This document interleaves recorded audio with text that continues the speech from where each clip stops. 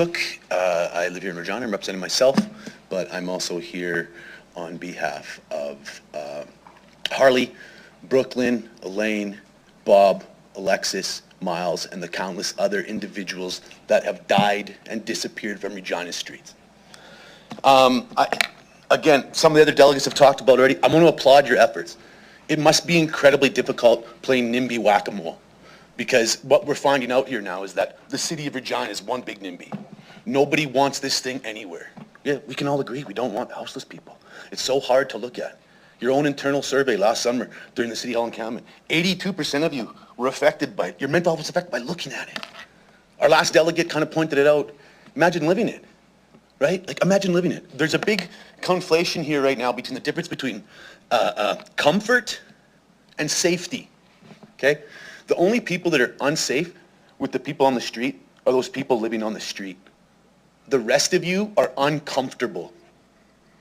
Regina's got a big city problem. We've wanted to be a big city for a long time now. Guess what? We're a big city. And we've got big, big problems.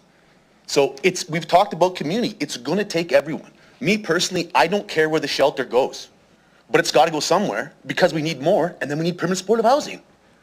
So if you're gonna kick this to the next council, oh, man, I can express the concerns of some of the business owners and stuff like that, but to the business owners and the property owners of Regina, I ask you this: is your business or your property worth a human life? If the answer is yes, how many? A dozen? 50? 100? What is it? And if you're attacked by this, if you're feeling personally attacked by any of this, council, citizens of Regina, and because we're the capital city of Saskatchewan, if you feel attacked by this, ask yourself why. It's time to check some inherent biases that we have here, right? The circle that is NIMBYism and the circle that is racism, it's kind of overlapping. The Venn diagram is almost a complete circle, everybody. We've got so much work to do, so let's just get to it. If it isn't this place, because honestly, it seems like I can empathize with some of the business owners here, because it was a little bit stinky how you guys snuck it through that weekend, and then now the property values, you know, it was kind of stinky the way we got moved out of City Hall last summer too, right? So I'm just like, you guys could have handled things a little bit better. But we clearly, and as moving into an election here, who's the serious ones here? As we advance Regina, as we refocus Regina, what are we actually trying to do, and who are we doing this for? Comfort for all or comfort for none? Justice for all or justice for none? That's where I'm at. So I know some of you are crazy exhausted by this conversation, wildly exhausted by it. But how many more people got to die? How many more? These are all rhetorical questions at this point. And when we talk about safety and security, and everybody's security that feels so, you're feeling so unsafe, I'm here to tell you, more police and more security is not the answer to the safety issues. We're about to spend $4 million on training 32 more police officers. The last thing this city needs is another cop.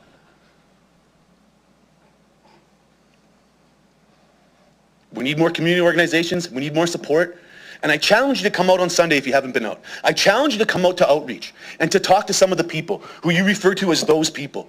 We call them brothers, sisters, homies, family. And we're tired of watching them die. So to all of you that don't want the shelter in your neighborhood, okay. Everybody else in town that supports these people, we will be there.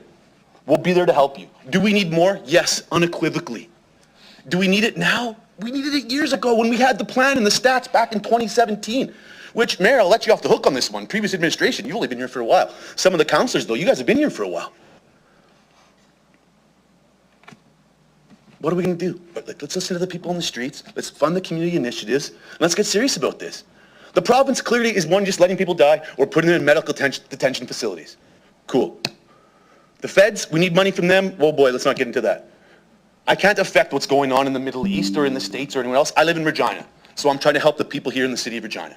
And the people that we work with, we call them homies. So let's get busy helping people, or at least just admit you're okay with letting people die, so at least we know. And then we can deal with that. Thank you. Thank you, Mr. Koch. Councillor LeBlanc. We heard some from business owners that they've been doing important education since they learned about the location. What's the lived reality of houseless folks and so on.